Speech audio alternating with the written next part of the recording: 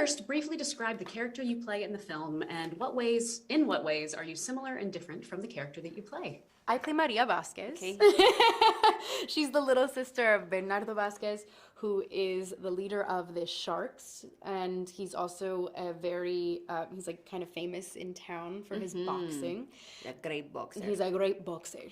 And I think Maria loves her family so much. She loves her roots, but she's also very interested in rooting herself to other things and other people and having different associations in her life. And she's just come to Nueva York for the first time. She's been there for 4 months, and she's there because Anita convinced Bernardo to go and to let her come to Manhattan.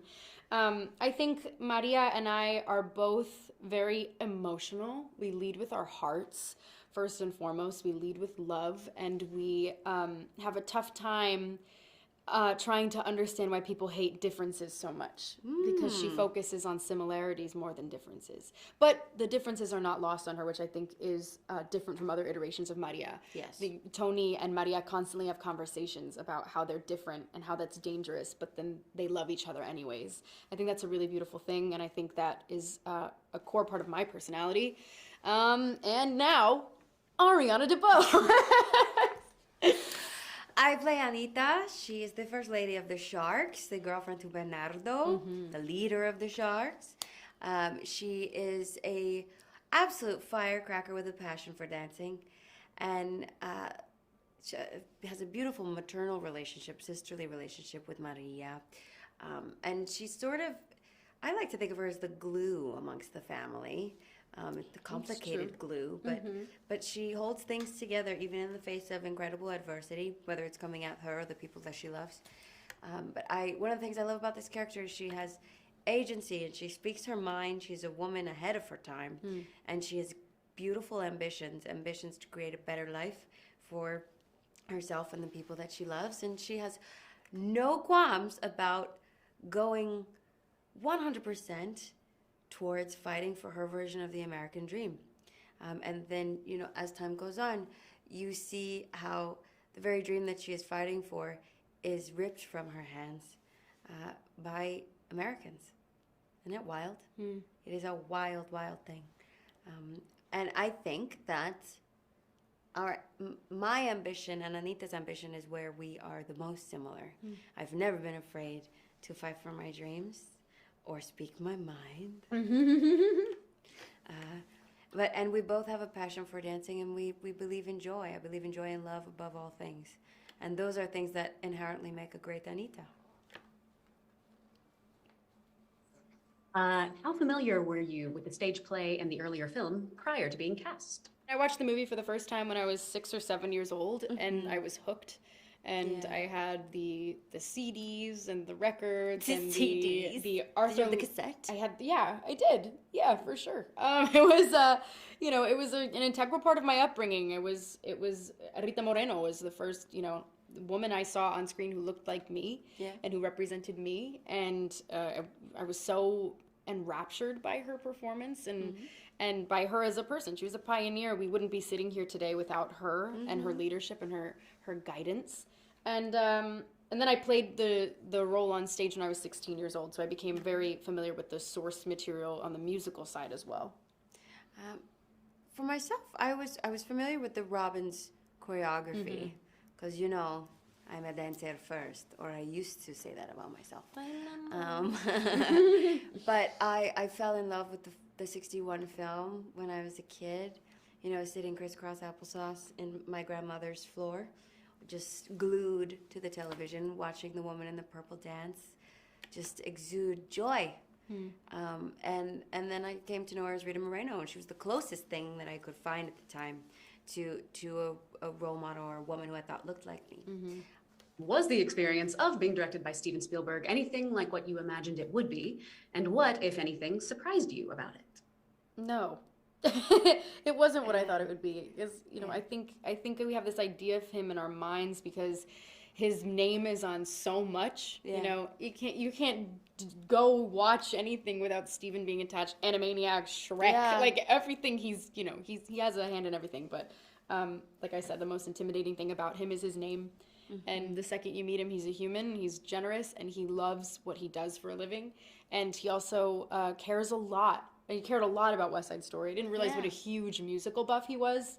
That was surprising to me. He's like a little fangirl. He is a fangirl, and he goes to see all of the shows on Broadway. He loves to go backstage and talk to the cast. Yeah, I first met him at Hamilton. Yeah.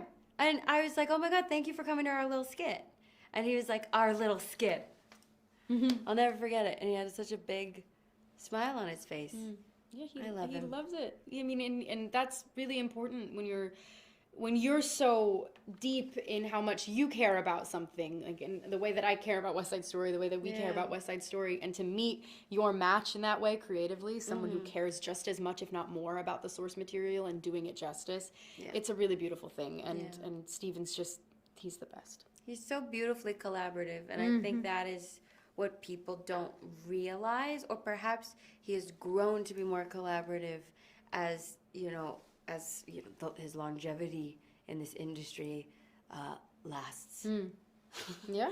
It's fascinating because I think I was expecting a director to say, you should do it like this, and you should do it like this, and then you should move here, and by the numbers. And instead he said, how about you just go run wild? Yeah.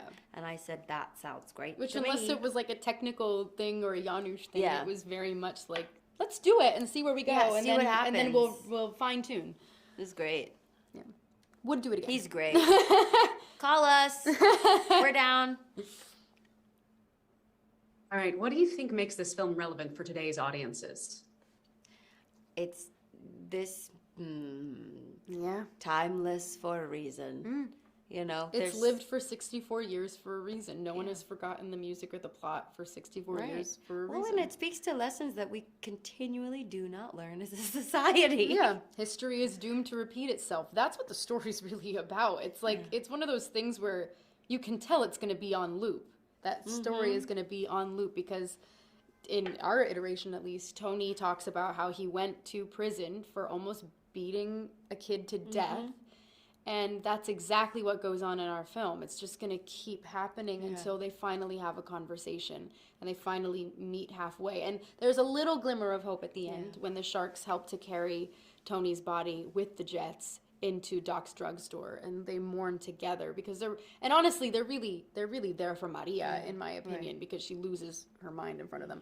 But it's one of those things where I think it's going to be a conversation starter and hopefully not a conversation ender, and we can... No, this film is the beginning of a conversation. In fact, it's like a reigniting of a conversation that had been started or restarted with the 61 film. And it's been going on. It's been going on. Not great. But I think this film takes on so many large issues head on. It's a film that is courageous and brave in many, many ways. And like I said, it's the beginning of a conversation. It will not be the end. Yeah, for sure. What would you say your biggest challenge was in making this film? I would say my biggest challenge in making this film was not letting someone else's Academy Award stress me out. Yeah, that's real. That's real. And I always thought about that when I got to work with you. It was just like, she's a force because it's a big feat. It's a huge task. And you took it on so beautifully. Well, and all of these characters have such a legacy, you know. They do. Both the original production is beloved and the 61 film is beloved. But that doesn't mean there's not space for new interpretations. Indeed. And two or three things have to be able to exist at one time. Yes. And we were encouraged by Tony Kushner. Tony Kushner took on a huge feat himself. And, you know, Arthur Lawrence's script is one of the most iconic scripts in musical theater history. And Tony Justin Kushner Peck. was like, no. he was like, why don't we try this He's instead? like, you're done. And it was great. And in the same breath, Justin Peck took on the Robbins choreography, that legacy there. Yeah. I will never forget, I ran into Jessica Lange at some premiere, and she was like, well, tell me about the choreography, because, you know, I was very good friends with Jerry Robbins. Jerry. And I said, I'm so glad you asked. Well. Dot. But it is beloved. But, you know, it is a Herculean feat to pay homage to something and then also go and recreate your, or not recreate, but create your own language and honor the bodies and the time that you're in now, right? It has to be allowed to inform the period piece. And Stephen allowed us to do that as well as an admirer of the Robert Wise 1961 film. He has so much respect for that film, and it will always be an iconic piece of film history. Right. It's a product of its time, though, and it was time for something new. And now we reintroduce that to the next generation in hopes that they, in their 64 years, will make it again and do something wonderful with it. I'm sure it'll happen. And I hope they do. And we're part of that legacy. Yeah. And that's an honor, truly.